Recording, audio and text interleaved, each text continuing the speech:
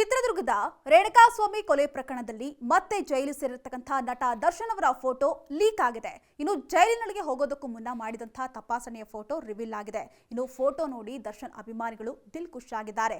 ಆದರೆ ಜೈಲಿನಲ್ಲಿರತಕ್ಕಂಥ ಅವರ ಫೋಟೋ ಸಾಮಾಜಿಕ ಜಾಲತಾಣದಲ್ಲಿ ಭಾರಿ ಹರಿದಾಡ್ತಾ ಇದ್ದು ಚರ್ಚೆಗೆ ಭಾರಿ ಗ್ರಾಸವಾಗ್ತಾ ಇದೆ.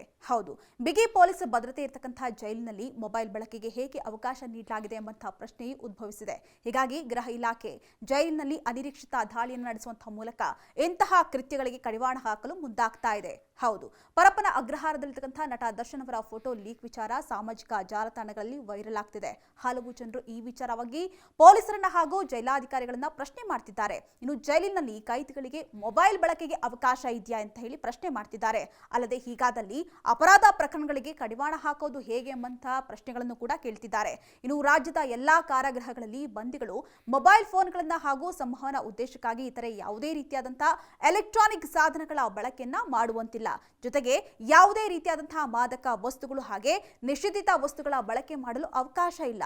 ಆದರೂ ಕೂಡ ಈ ಚಟುವಟಿಕೆಗಳು ನಡೆದರೂ ಕೂಡ ಅವುಗಳನ್ನು ತಡೆಗಟ್ಟುವಂತಹ ನಿಟ್ಟಿನಲ್ಲಿ ಸೂಕ್ತ ಕಾನೂನು ಕ್ರಮವನ್ನು ಜರುಗಿಸಲಾಗ್ತಾ ಇದೆ. ಇನ್ನು ಸದ್ಯ ಕರ್ನಾಟಕ ಕಾರಾಗೃಹಗಳ ನಿಯಮಗಳು 1974ರ ನಿಯಮ 42(3)ರಲ್ಲಿನ ನಿಷೇಧಿತ ವಸ್ತುಗಳ ಪಟ್ಟಿಗೆ ತಿದ್ದುಪಡಿಯನ್ನ ಮಾಡಲಾಗಿದ್ದು ರಾಜ್ಯದ ಕಾರಾಗೃಹಗಳಲ್ಲಿ ಮೊಬೈಲ್ ಫೋನ್ಗಳು ಮತ್ತು ಇತರೆ ಯಾವುದೇ ರೀತಿಯಾದಂತಹ ನಿಷೇಧಿತ ವಸ್ತುಗಳ ಕಳ್ಳೆ ಸಾಕಾಣಿಕೆಯನ್ನ ಮತ್ತು ಅಪರಾಧ ಚಟುವಟಿಕೆಗಳನ್ನ ತಡೆಗಟ್ಟುವಂತಹ ನಿಟ್ಟಿನಲ್ಲಿ ಸಂಬಂಧಪಟ್ಟಂತಹ ಪೊಲೀಸ್ ಆಯುಕ್ತರು ಹಾಗೆ ಜಿಲ್ಲಾ ಪೊಲೀಸ್ ಅಧೀಕ್ಷಕರು ಹಾಗೆ ಕಾರಾಗೃಹಗಳ ಮುಖ್ಯ ಅಧೀಕ್ಷಕರು ಸೇರಿದಂತೆ ಇನ್ನು ಅಧೀಕ್ಷಕರುಗಳಿಗೆ ಕೈಗೊಳ್ಳಬೇಕಾದಂತಹ ಕ್ರಮಗಳ ಬಗ್ಗೆ ಅಗತ್ಯ ನಿರ್ದೇಶನಗಳನ್ನ ಈಗಾಗಲೇ ನೀಡಲಾಗ್ತಾ ಇದೆ ಅಂತ ಹೇಳಿ ಗೃಹ ಇಲಾಖೆ ಸ್ಪಷ್ಟಪಡಿಸಿದೆ.